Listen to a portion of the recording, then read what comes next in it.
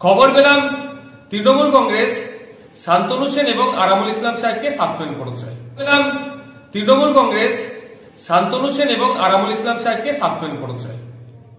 এদের সাসপেন্ড কতটা দূর যাবে আবার প্রত্যাহার করবে সেটা বলা যায় না, কারণ এই আরামুল ইসলাম সাহেবকেও অধ্যাপিকাকে জগ ছুড়ে মারার জন্য সাসপেন্ড করেছিল, আবার স্বল্প সময়ের মধ্যে প্রত্যাহার করে নিয়ে বড় পদে বসিয়েছিল। তা ব্যাপারটা হচ্ছে শওকত মোল্লা সাহেব আর আরামুল ইসলামের মধ্যে গোষ্ঠীদ্বন্দ্ব চলছে, মতনৈক্য চলছে, কে কতটা সিন্ডিকেটকে কন্ট্রোল করবে, এখানে যে তোলাবাজিটাকে কার হাতে রাখবে, এই লড়াই তাদের চলছে। এদের লড়াইয়ের ফলে বিগত কয়েকটা দিন ধরে সাধারণ মানুষ ভাঙড়ের অতিষ্ঠ হয়ে উঠছিল। সেটাকে ধামাচাপা দেওয়ার জন্য যদি তড়িঘড়ি আরামুল ইসলামকে সাসপেন্ড করা হয়, তাহলে শওকত মোল্লা সাহেব বাদ যাচ্ছে কিভাবে? শওকত মোল্লা সাহেব তো কোনো অংশে কম নয় ভাঙড়কে উত্তপ্ত করার জন্য। আমি তৃণমূল কংগ্রেসের কাছে অনুরোধ করবো, কে সাসপেন্ড করবে বা কার প্রত্যাহার করবে, তার থেকে বড় কথা যেভাবে ভাঙড়কে অশান্ত করার চেষ্টা করছে তৃণমূল কংগ্রেস, সেটাকে বন্ধ করা হোক।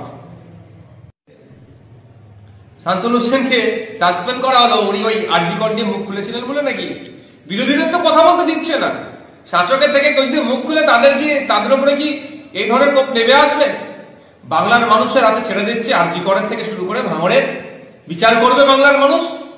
যে বাংলার মানুষের সাথে যারা বিচারিতা করছে তার জবাব বাংলার মানুষ দেবে।